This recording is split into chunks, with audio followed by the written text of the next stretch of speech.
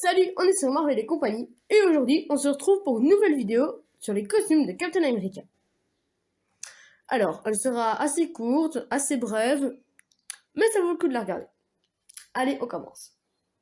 Alors, je commence par le premier, évidemment, qu'il a utilisé pour ses spectacles. Ce costume n'est pas du tout fait pour combattre. C'est le porte-bannière étoilé. Ensuite, celui qu'il a utilisé pour sa première mission de combat, eh bien, c'est le même, sauf qu'il a simplement resté une veste dessus et un casque d'une de ses danseuses.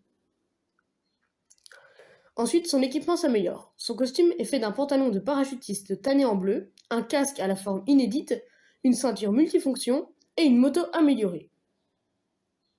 Ensuite, 62 ans plus tard, dans Avengers, le SHIELD, le bureau habilité intervention, exécution, logistique, défensif, lui crée un costume inspiré du porte-bannière étoilé, conçu pour la guerre urbaine. Il est fait d'un tissu extensible qui ne met pas du tout en valeur son derrière. Ceux qui ont vu Avengers Endgame comprendront le clin d'œil. Il s'en est servi pour la bataille de New York. Peu de temps après, le SHIELD, ou devrais-je dire Hydra, lui crée un costume de mission secrète qui identifie plus Cap comme un agent du SHIELD. Il est très sombre, comme vous pouvez le voir. Ses genouillères absorbent les chocs et son bouclier est peint dans un dégradé de bleu pour ne pas attirer l'attention. Ensuite, après l'effondrement du SHIELD, ou d'Hydra, Iron Man prend en charge les costumes de Cap. C'est pratiquement le même que le précédent, sauf que les détails blancs sur les manches sont réapparus. Il garde quand même quelques avantages du costume mission secrète, comme la forme du casque.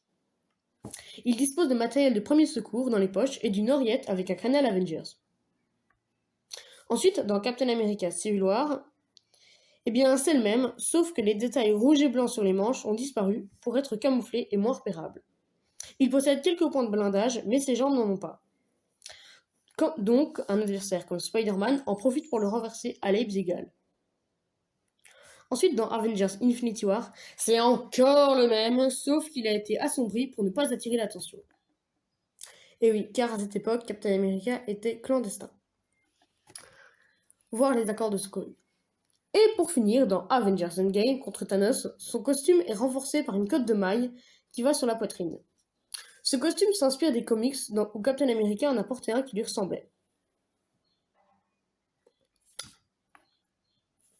Voilà, la vidéo est finie. Elle était très très brève, je vous l'accorde. Donc, merci d'avoir regardé la vidéo. Abonne-toi, like et dis ce que t'en as pensé dans les commentaires. Allez, salut!